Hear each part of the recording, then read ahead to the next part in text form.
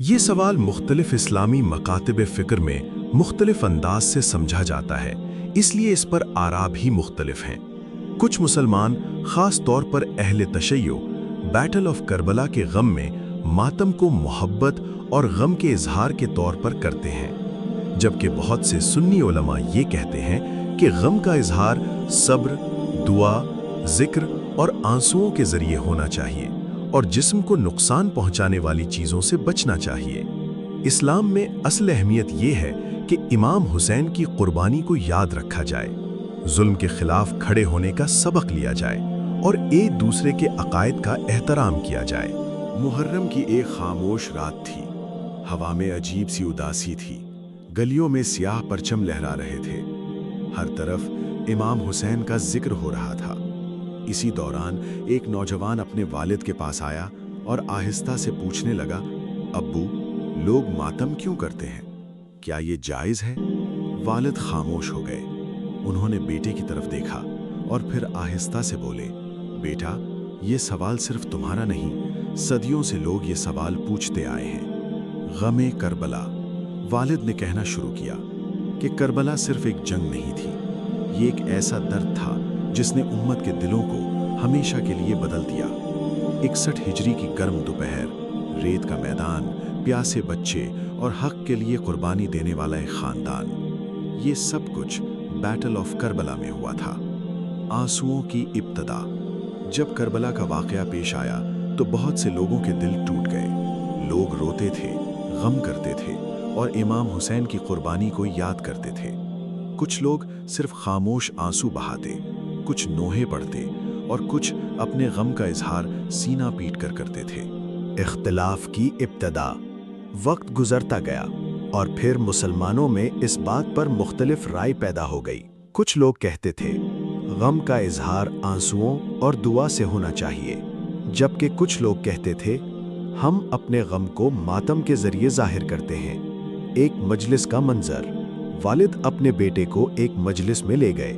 वहां लोग खामोश बैठे थे, आंखों में आंसू थे। जाकिर इमाम हुसैन की प्यास और कुर्बानी का जिक्र कर रहा था।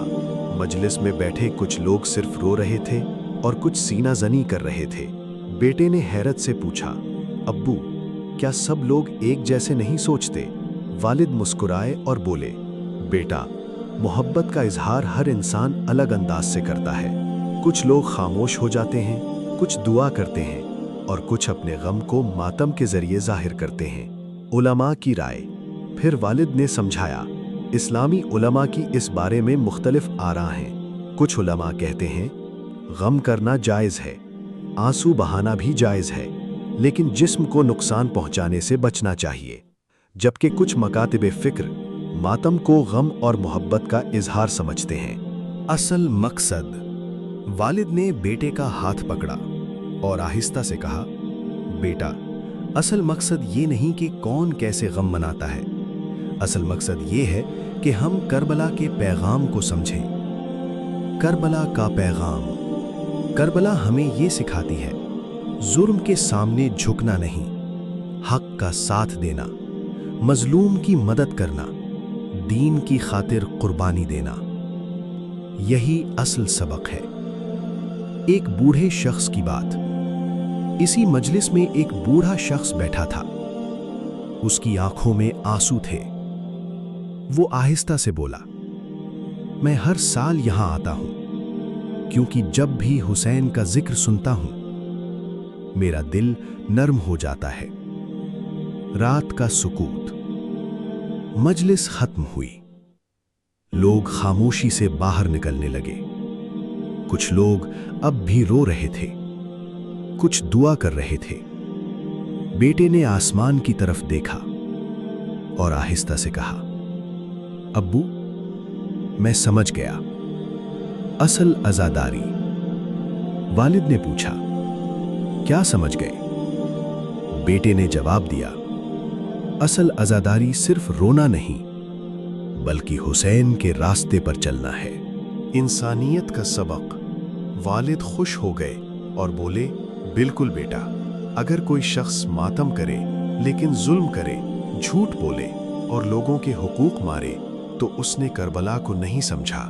और अगर कोई इंसान हक, इंसाफ और इंसानियत के साथ खड़ा हो तो वो हुसैन अलैहिस्सलाम के पैगाम के करीब है। इख्तिलाफ मगर एहतराम। वालिद ने आखिर में एक अहम बात कही, बेटा, मुसलमानों के दरमियान इस मसले पर इख्तिलाफ मौजूद है, लेकिन हमें एक दूसरे की नीयत पर हमला नहीं करना चाहिए, क्योंकि सबका मकसद इमाम हुसैन अलैहिस्सलाम से मोहब्बत और करबला को याद करना है। वक्त बदल गया, रात गुजर गई, मगर बेटे के दिल में एक नई समझ पैदा हो चुकी थी। उसे एहसास हो गया था कि करबला सिर्फ एक तारीखी वाक़या नहीं, बल्कि इंसानियत, सब्र, हक और कुर्बानी का हमेशा जिंदा रहने वाला पैगाम है। इख्तिताम। आज भी दुनिया भर में लोग इमाम हुसैन अलैहिस्सलाम को याद करते हैं, कोई आंसुओं से, कोई दुआ से और कोई मातम से। मगर असल सवाल ये है, क्या हमने करबला के पैगाम को अपनी ज़िंदगी में अपनाया? क्योंकि हुसैन अलैहिस्सलाम सिर्फ एक नाम नहीं, वो हक, सब्र और इंसानियत की आवाज़ हैं।